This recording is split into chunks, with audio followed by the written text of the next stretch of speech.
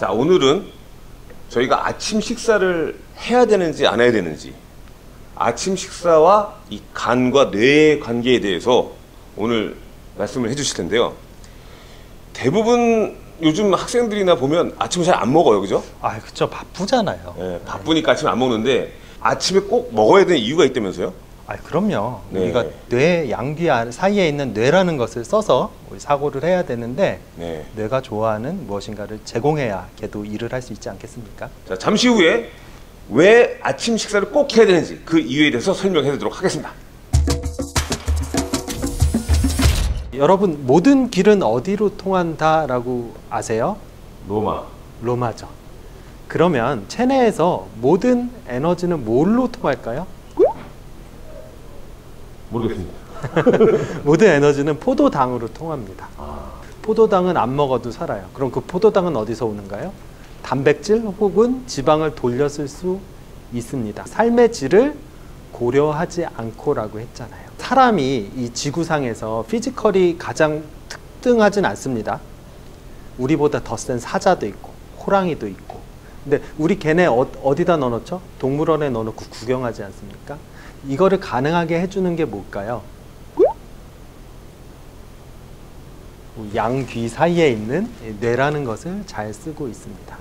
이 뇌라는 것을 쓰고 있는데 뇌의 무게가 우리가 어느 정도 될까요? 우리 체중의 10분의 2%밖에 안 돼요. 50분의 1밖에 안 되는데 얘가 쓰는 에너지는 총 얼마일 것 같으세요? 한 15%?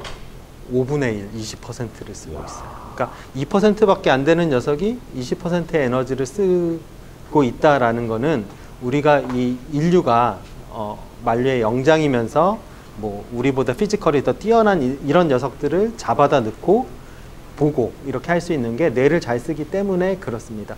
이걸 조금 하등한 생물에서 보면은요, 멍게 같은 경우는 유충일 때는 뇌가 있고요.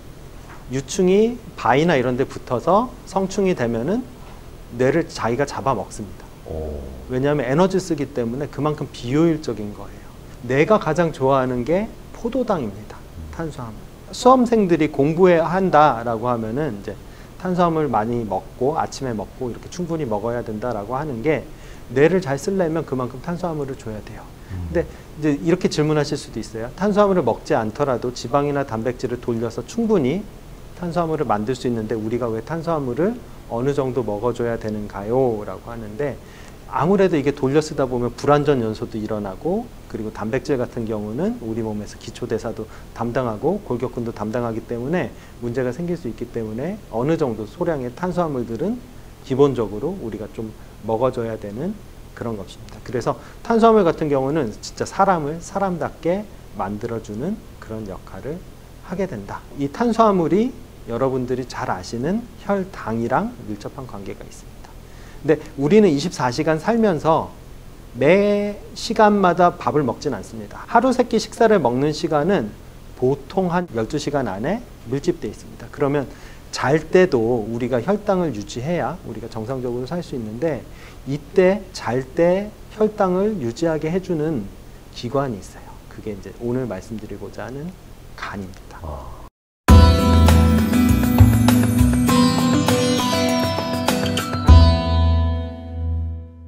포도당을 글리코겐이라는 형태로 이렇게 저장해 놓고 잘 때 이 글리코겐을 바로 뽀개면은 부시면은 포도당이 돼서 혈당을 유지하면서 우리가 먹지 않아도 이제 밤에 혈당을 유지하면서 생존할 수 있는 것이죠. 그러다 보니까 아침에 일어나서 탄수화물을 위주의 식사를 좀 해야 되는 이유가 밤에 이미 탄수화물이 다 고갈됐기 때문에 특히 이제 아침에 수험생 같은 경우 뭔가 생각을 해야 되고 그리고 공부하거나 아니면 직장에 가거나 다 마찬가지지만 뭔가 머리를 써야 되는 행위를 해야 될 때는 아침에 조금 탄수화물이 풍부한 식사를 보충해 줌으로써 이 자고 일어났을 때 글리코겐이 간에서 다 소모됐을 때 요것들을 해결해 줘야 되는 그런 역할이 있습니다. 식단은 그래서 아침 식사는 탄수화물 좀 충분히 가져가시는 게 좋고요. 또 역설적으로 간에서 글리코겐을 저장하다 보니까 간에 이제 문제가 있으신 분들은 글리코겐을 잘 저장하지 못해서 이제 조금 당 대사나 아니면 여러 가지 또 다른 문제가 올 수도 있다라고 생각하시면 됩니다. 그래서 기본적으로 우리가 탄수화물, 지방, 단백질 이걸 뭘 먹어도 우리 몸에서 탄수화물로 다 바뀔 수 있다. 그래서 만약에 탄수화물을 먹지 않더라도 우리의 혈당은 유지가 될 수는 있으나 우리의 삶의 질을 고려했을 때 적절량의 탄수화물을 섭취하는 것이 좋겠다라는 것이 이제 처음으로 말씀드리고, 간이 어느 정도 우리 이제 글리코겐이라는 형태로 포도당을 저장해서 우리의 삶을 영위하게 해주는데 도움을 준다.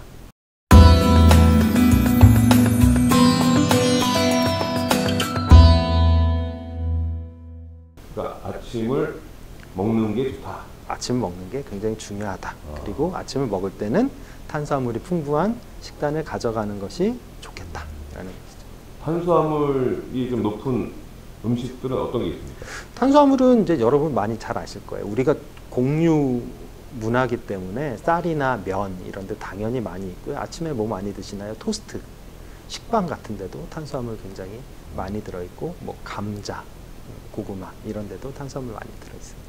아침에 그런 걸 많이 먹어야 되겠네요.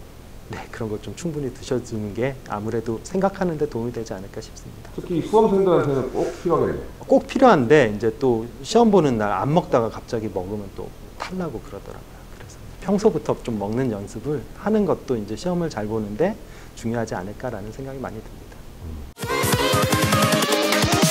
Here we go.